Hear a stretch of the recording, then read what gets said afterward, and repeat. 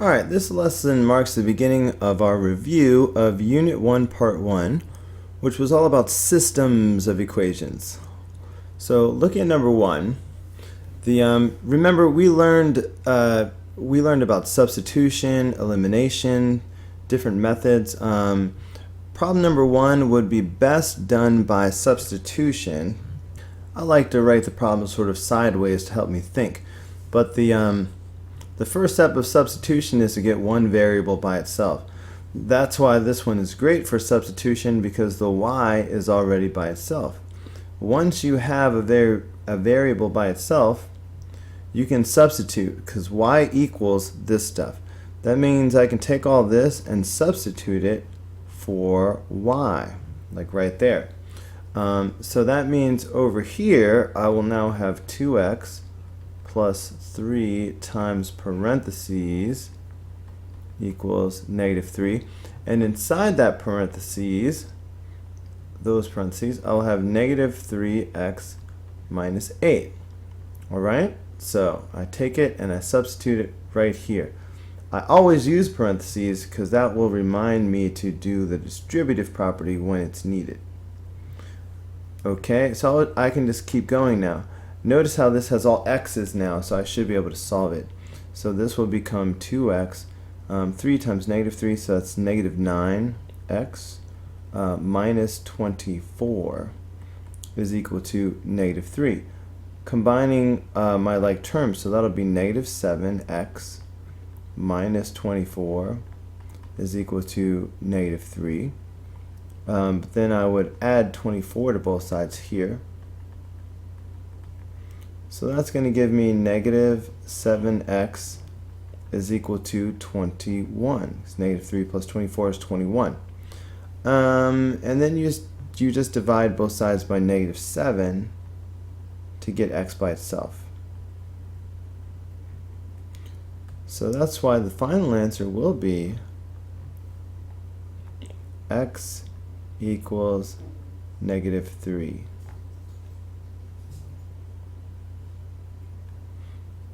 Okay, and well, I say the final answer, but we've got x, we also need y. So we need to take this now and plug it back in, alright, for x, right here. If we do that, then we're going to get y equals -3 times -3, alright, because I'm plugging that in, minus 8. So that'll be negative times negative is +9 minus 8, so that's y equals 1. So now I've got my x and my y. If I want, I can write that as an ordered pair, -3, 1. Alright, so that is the solution to problem number 1. And so on my answer line, I would go ahead and write it as an ordered pair. -3, 1. Alright, now let's take a look at number 2.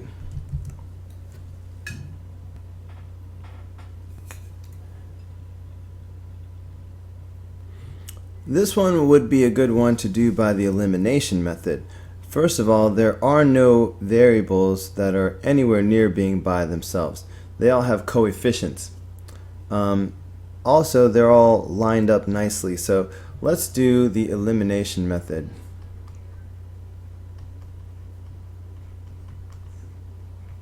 Alright, now for elimination, we need opposites that cancel. So either the x's need to be opposites or the y's.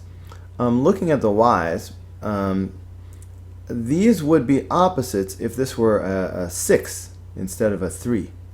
So I can turn this into a 6 by multiplying by 2. Okay, if I do that, then this whole equation is going to become, let's see, so I'm going to have 24x plus 6y is equal to 32. Alright, you have to multiply everything. You know what, maybe I should put it over here.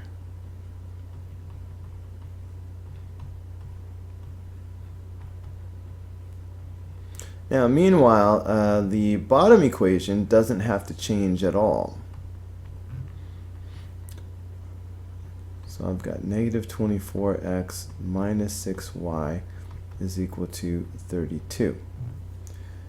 Now, I have opposites that cancel. Actually, I have more than I even needed because the y's cancel out, okay, and the x's also cancel out. So in this case, canceling out means 0. You know what I mean? Because 6 minus 6 is 0. Like, that's what's happening here. So the left side of the equation is simply 0.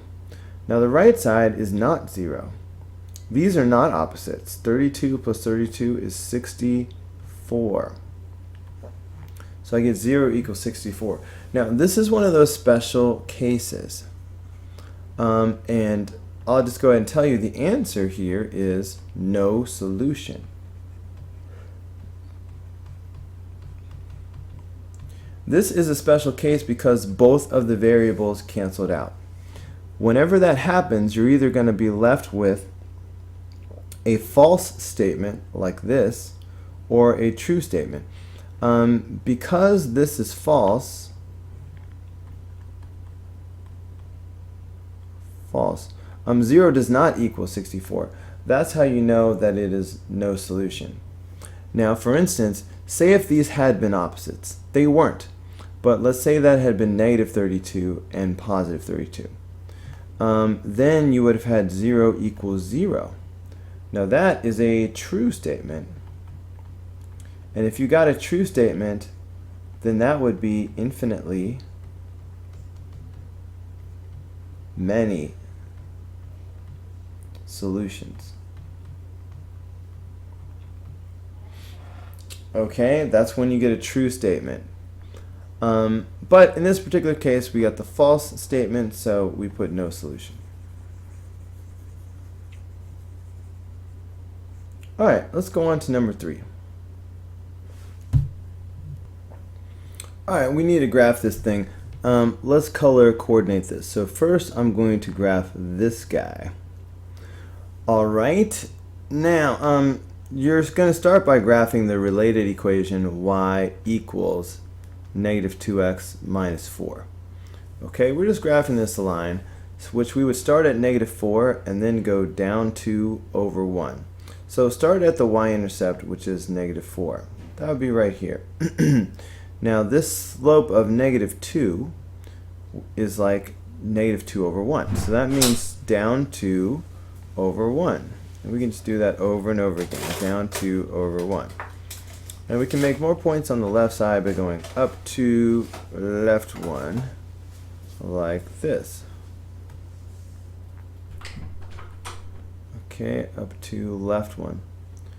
Alright, so these are the points. Now, we have to be careful before we draw the line, because sometimes it's dotted and sometimes it is solid.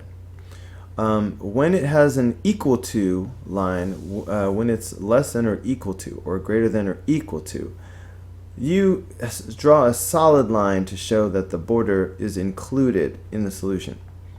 So this does have the or equal, so we will definitely use a solid line. So it'll be like this.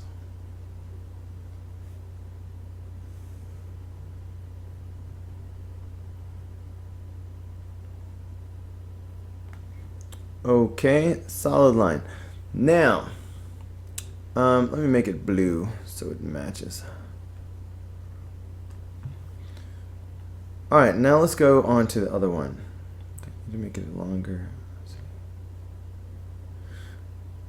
Now, the next one, x is greater than or equal to negative 2. We'll do this one in pink. Alright, well we will, oh yeah, wait, I almost forgot. The shading. Because this is an inequality, we need to do some shading.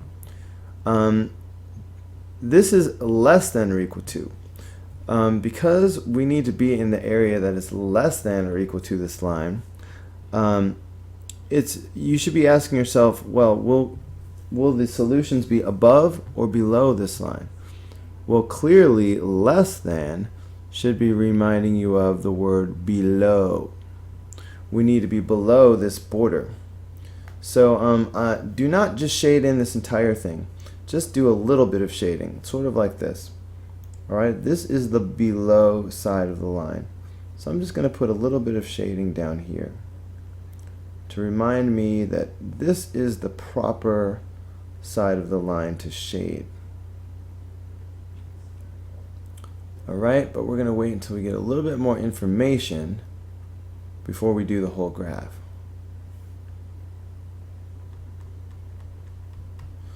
Okay, now the next one. When you see a tiny graph, tiny equation like this, the related equation, of course, is x equals -2. This tiny equation is a special case. Is this vertical or horizontal? This is a vertical line. Alright, look, x equals a number is always a vertical line because all of the x's will have x values of -2. So we will draw a vertical line at -2.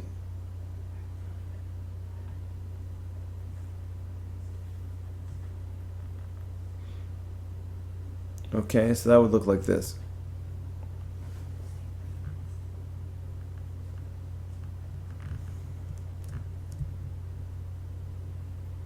Alright, there's a vertical line at -2.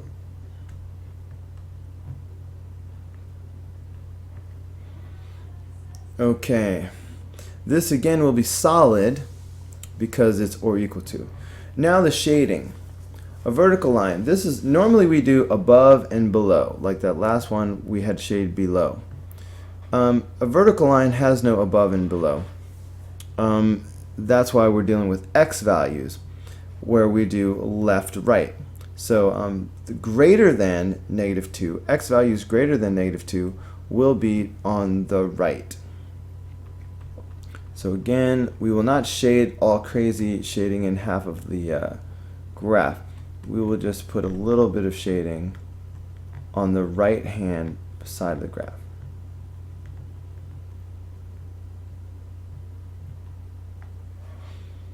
Alright, one more equation, inequality. Let's do this one in green. Yeah, I'll do green.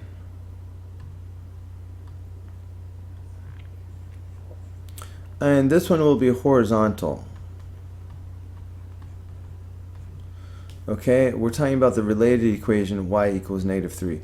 Just like x equals a number is a vertical line at that number, y equals a number is a horizontal line at that number. So we need a horizontal line at -3.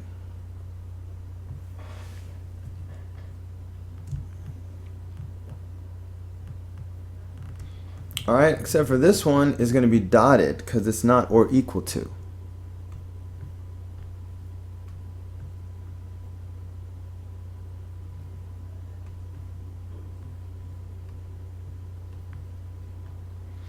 Okay, so there's your y equals -3.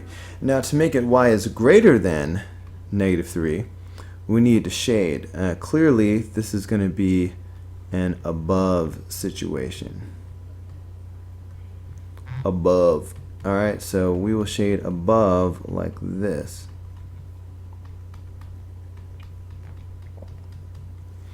Alright, so the solution area, which we will shade in completely, is the area that satisfies all three of these inequalities at the same time.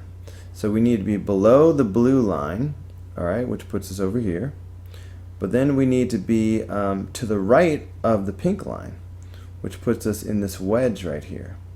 But then we need to be above the green line, which puts us in this tiny little triangle. So we need to go ahead and shade that in, because that is the true solution here.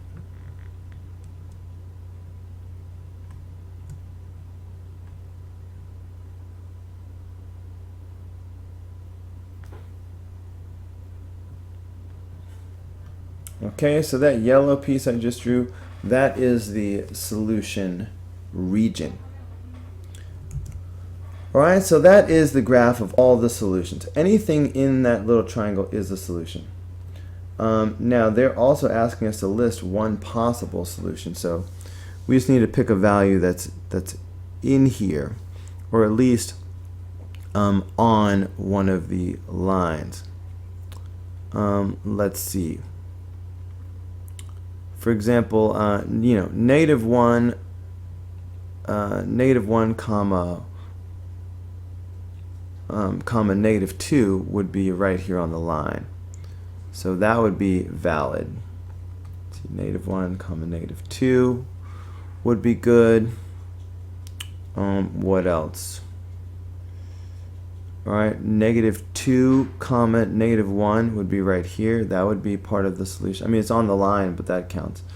Alright, anything in this triangle or on a solid line. I wouldn't say negative 1, negative 3, because that would be on a broken line, and a broken line is not part of the solution. But say negative 2 comma negative 1, that would be good as well. Alright, and there are others, but you get the idea. So that is how you do number 3. Let's go on to number 4. Alright, in this problem we're supposed to find the maximum and minimum values of this objective function for the given feasible region, right? This shaded area here. This is the objective function. And so the max and min will occur at one of these vertices. So let's start at this one, 10 and 70. Okay. If I substitute 10 for x and 70 for y, that gives me one possible profit. Is P standing for profit? Probably. So let's see. So that would give me P equals, alright? So I'm just doing the 2x plus 3y. But in this case, that's 2 times 10 plus 3 times 70. Okay, and that equals, that's 230.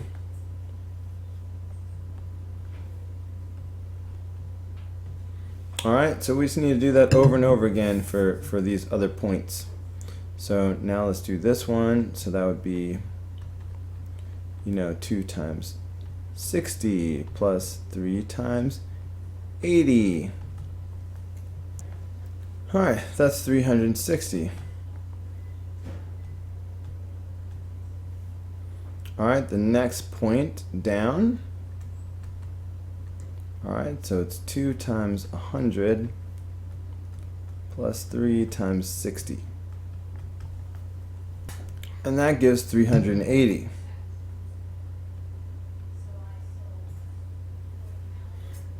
Alright, so that brings us to this one.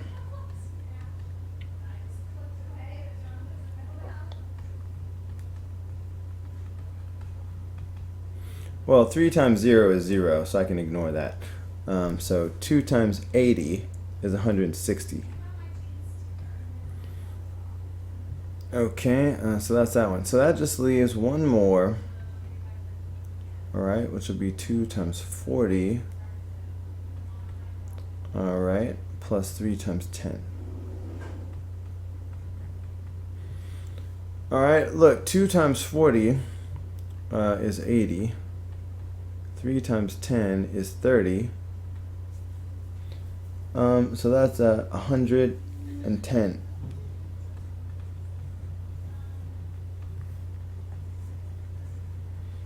Alright, so we're looking for the maximum value and the minimum value.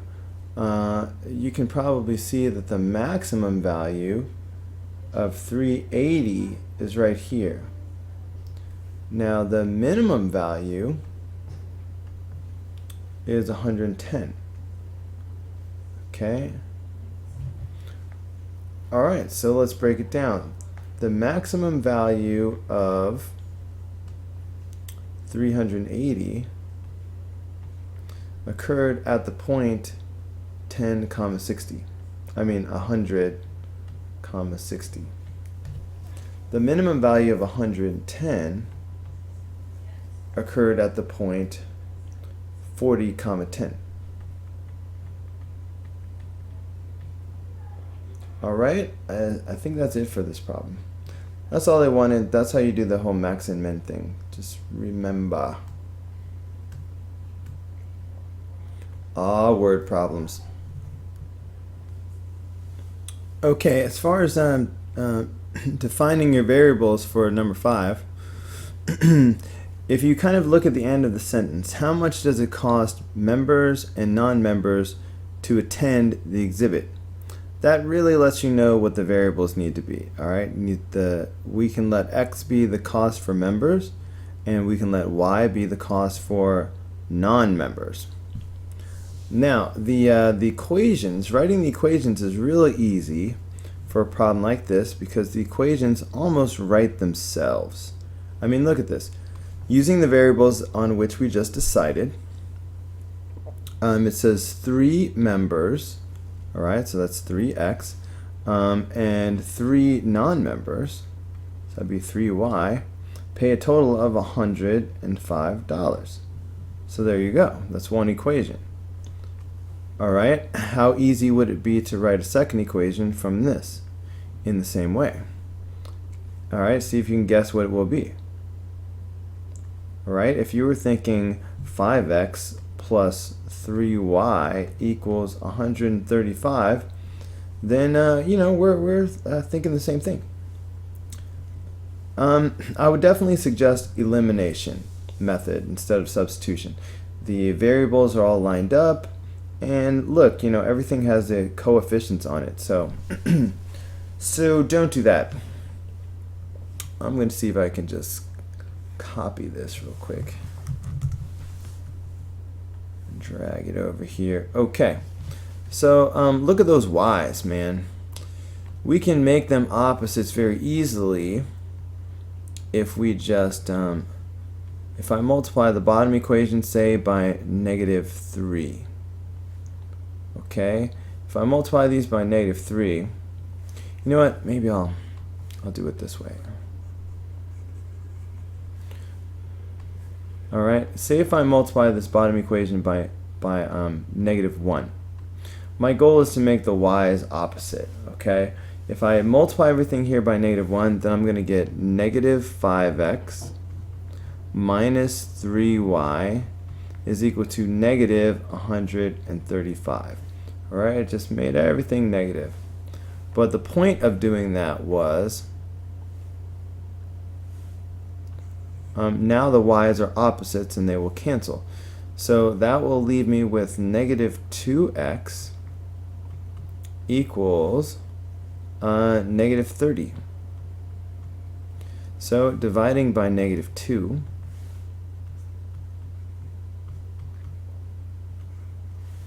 all right, that is going to give me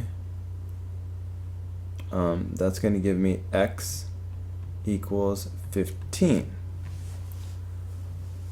All right, so fine, x equals 15. That's the member price.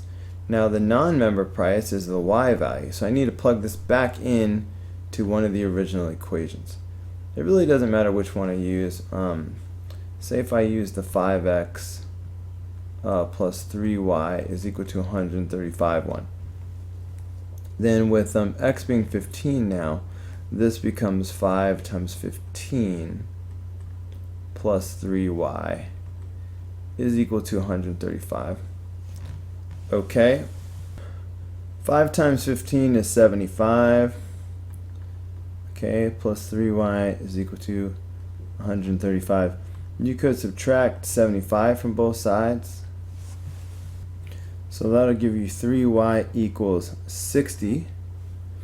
135 minus 75 is 60.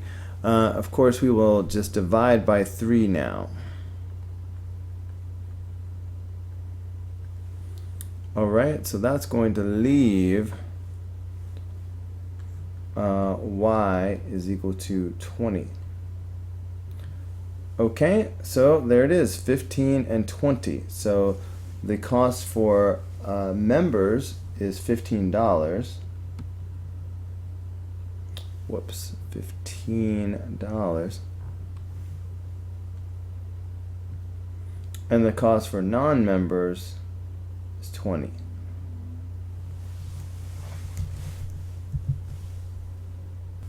Alright, let's try number 6, see how we do. This one is slightly different, but still the variables. If you look at this last sentence, how many of each ticket were sold?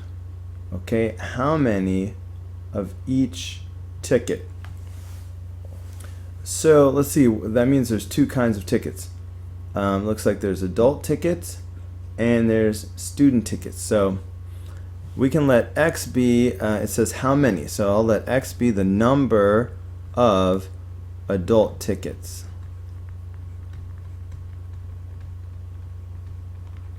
And Y can be the number of student tickets. Okay, now let's set up the equation. Now, this is different than the last one, those ones where the equations just sort of wrote themselves. We have to think about this slightly, because what we have here is we have a quantity equation, and then in this case we have a money equation. Now the quantity equation is very simple. How much? Okay.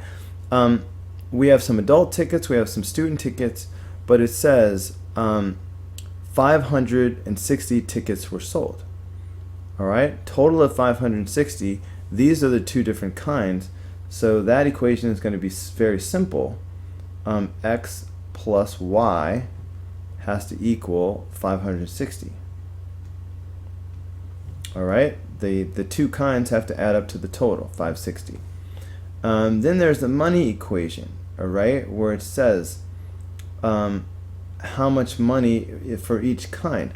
So adult admission is $7, alright, that's X. So $7 per adult ticket, so that's 7X.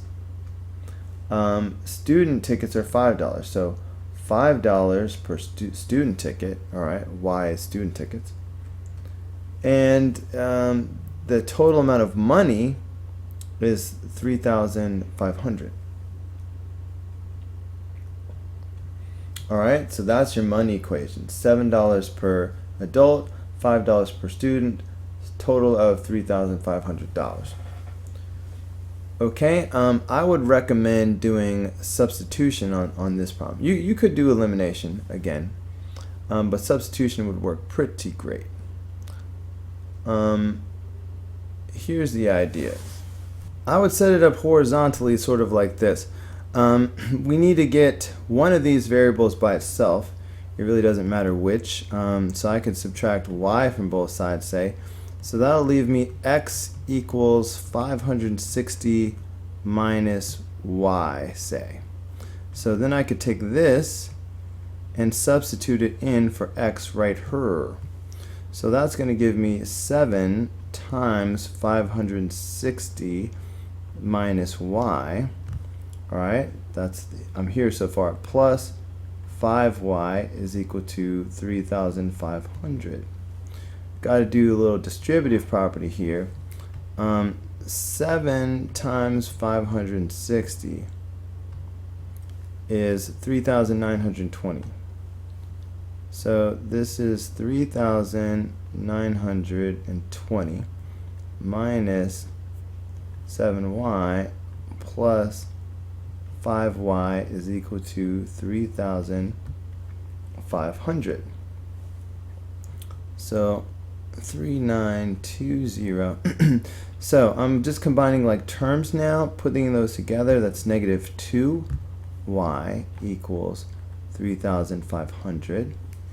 Let's subtract 3,920 from both sides.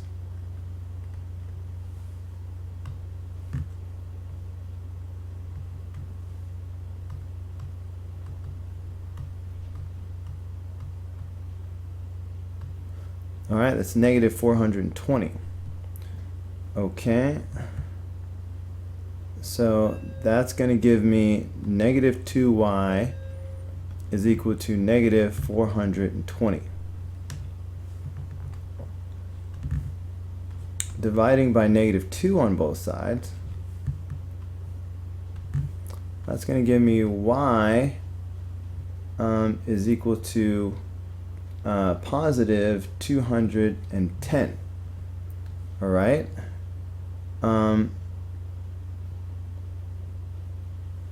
All right, so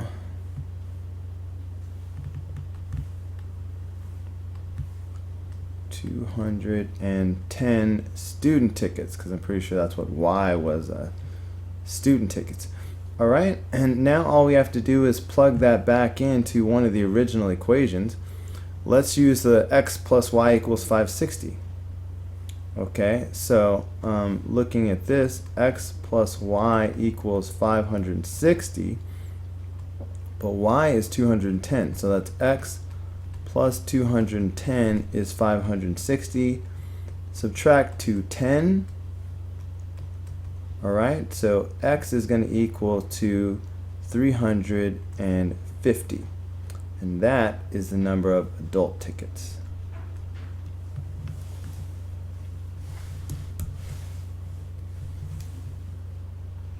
All right, let's take a look at number 7. A company manufactures cameras and MP3 players. It costs this much for a camera, so much to assemble an MP3 player. You got your labor. Reading. Okay. Why is this split apart? I don't know. Let me see if I can fix that real quick. The bottom line is, how many cameras and MP3 players should the company make in order to maximize its profit? That last question tells us what the variables need to be. How many cameras and MP3 players? Alright, so that means the variable should be the number of cameras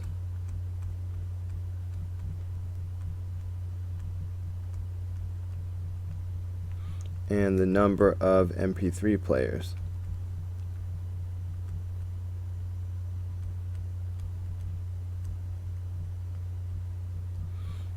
Okay, so we identified the variables. Now, writing the system.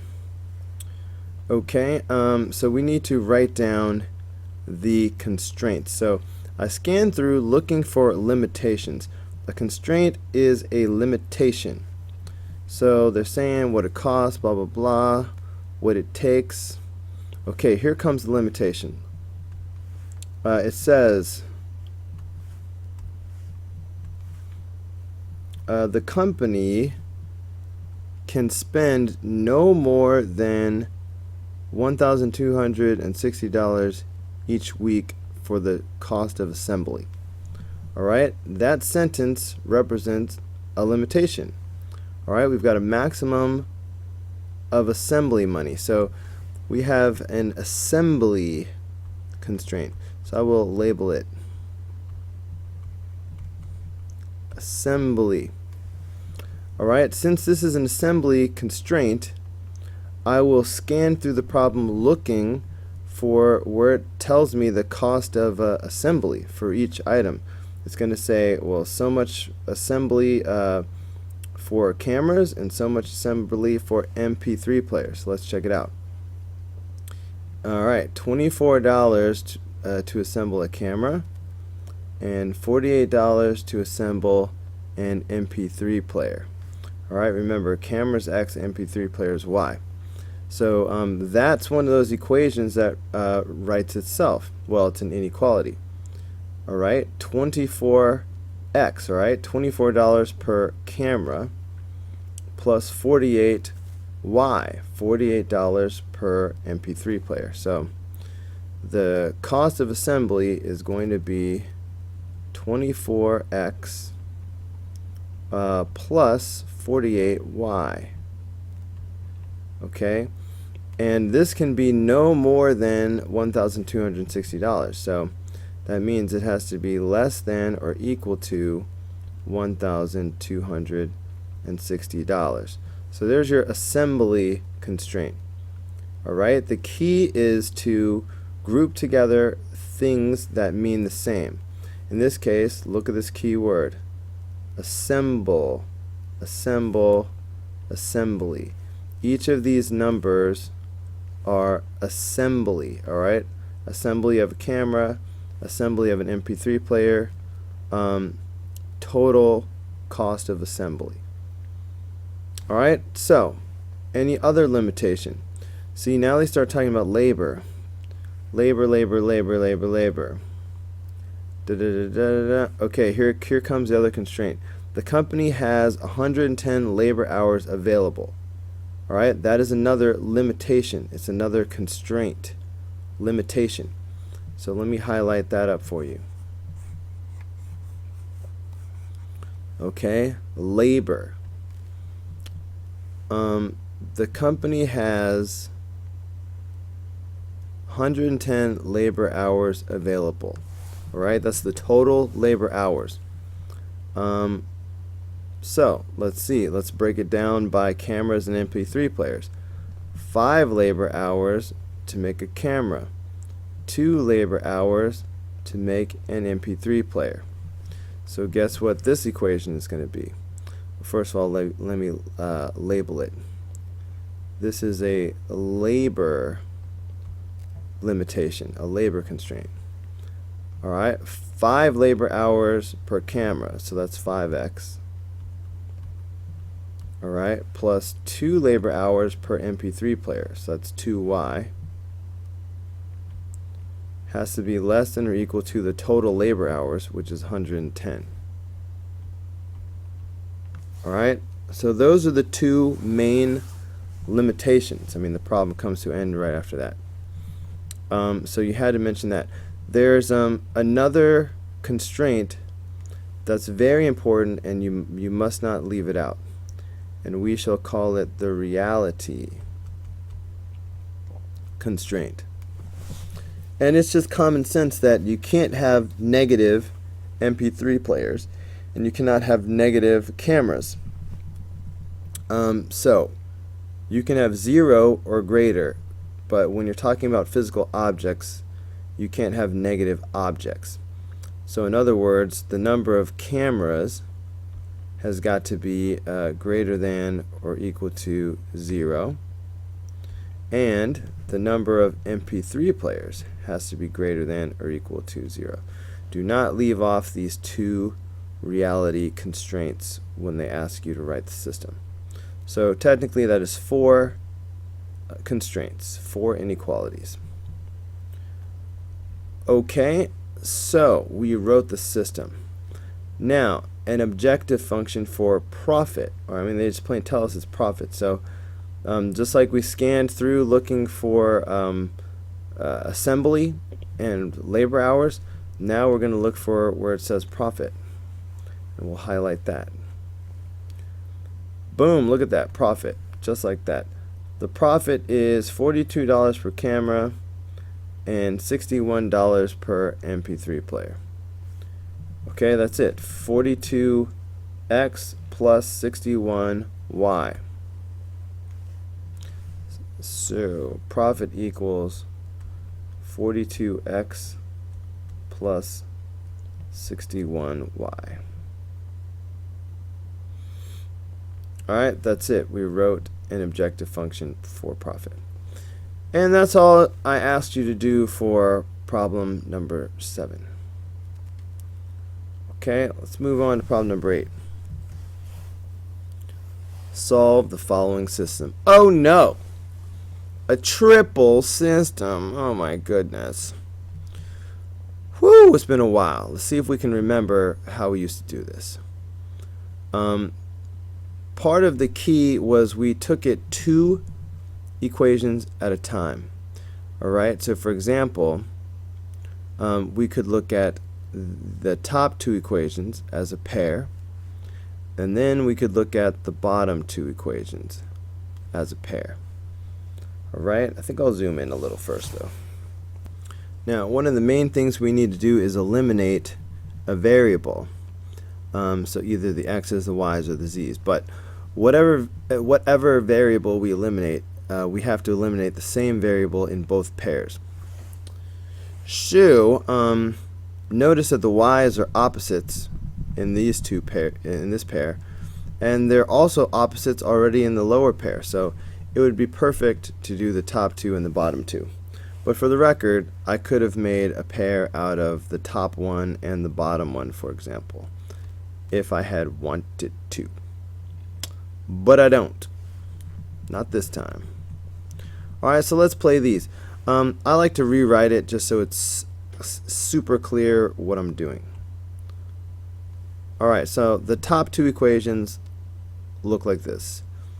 We have our negative 2x minus 7y plus 6z equals 20. And we have 3x plus 7y minus 4z equals negative 10.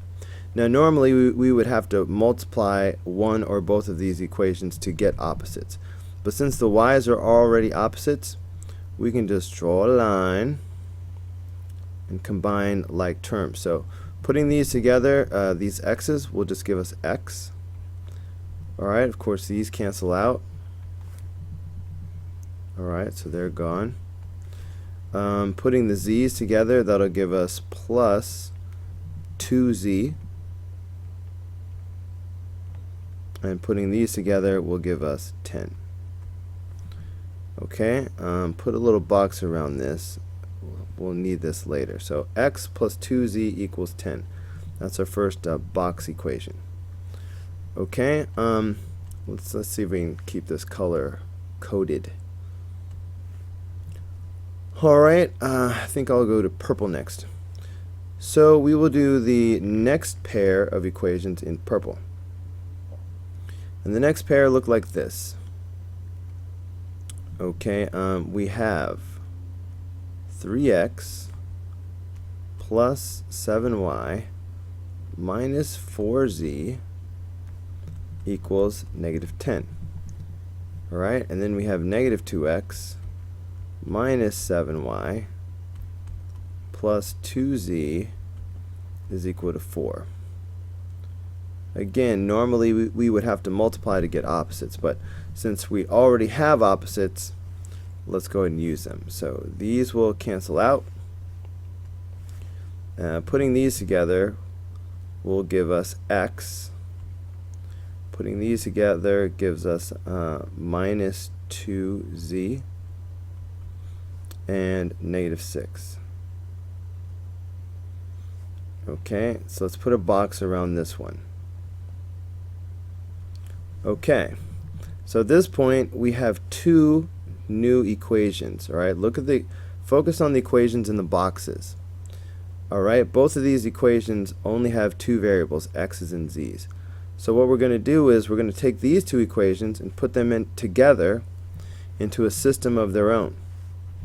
So I'll keep it color coordinated for one more step. So I'm going to take this blue equation, which is x plus 2z equals 10, and I will take the purple equation, which is x minus 2z equals negative 6. Alright, well this problem is almost too easy because everything is just lining up for us, man. Because here again, we would want opposites, so normally we would have to multiply something to create opposites, but again, these z's are already opposites, so we might as well use it. So I'm just going to put this line and combine like terms. So putting these x's together will give me 2x. Okay, the z's cancel out, and putting these together will make 4. Okay, now this I can continue on and go ahead and solve it. Alright, so what should I do? So I could go ahead and divide both sides by 2. Alright, and that is going to give me x equals 2. Alright, so that is one of my 3 solutions. So I'm 1/3 of the way there. Now, once we have a system that has only 2 variables, we know how to get both of those variables. So we found x equals 2. But all I have to do is plug this back into one of the two original equations and I can get x. So I think I'll pick the blue one just for fun.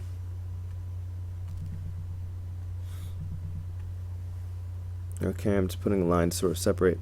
So I found x, so now I'm going to try to find z. That's what I meant to say. So looking at that blue equation again, it was x plus 2z is equal to 10. But now that I have x, watch what I can do. I can take this and I can substitute it in for x right now. So this is going to become 2 plus 2z is equal to 10. I can solve this for z right now. Okay, I'm going to subtract 2 from both sides.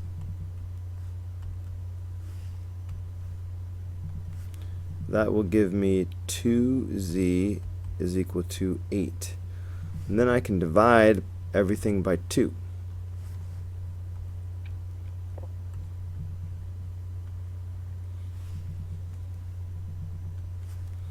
And that's going to give me z is equal to 4. Alright, check it out. So now I have x and z. So all I need is y. Alright, to find y, I will go back to one of the three original equations. I'll just use the bottom one. Let's see, do I have space over here? I do.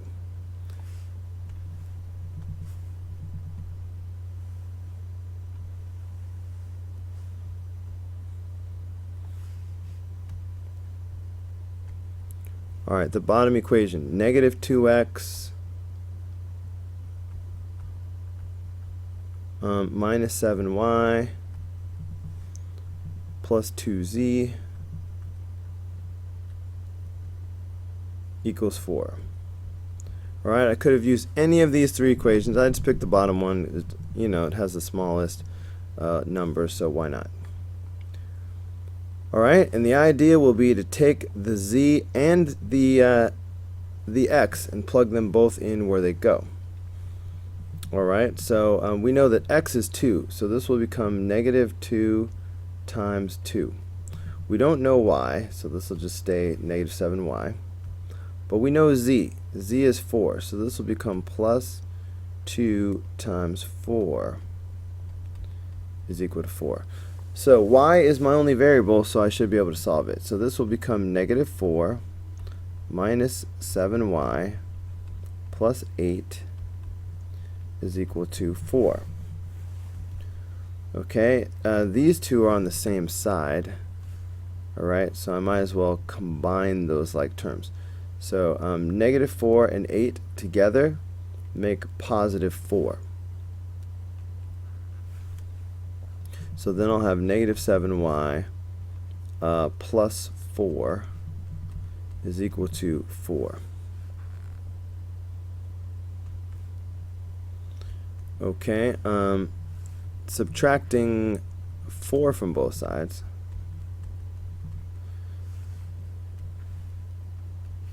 that's going to give me negative 7y is equal to 0, which there's nothing wrong with that. And finally, if I divide everything by negative 7,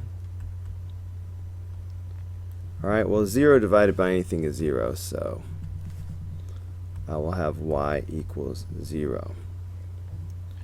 So at this point you can see I have found all three variables. So if I wanted to, I could make a nice ordered pair, ordered triple, I'm sorry, in the form x comma y comma z. Alright, 2, 0, and 4. Okay, I believe that was the last problem on this particular sheet.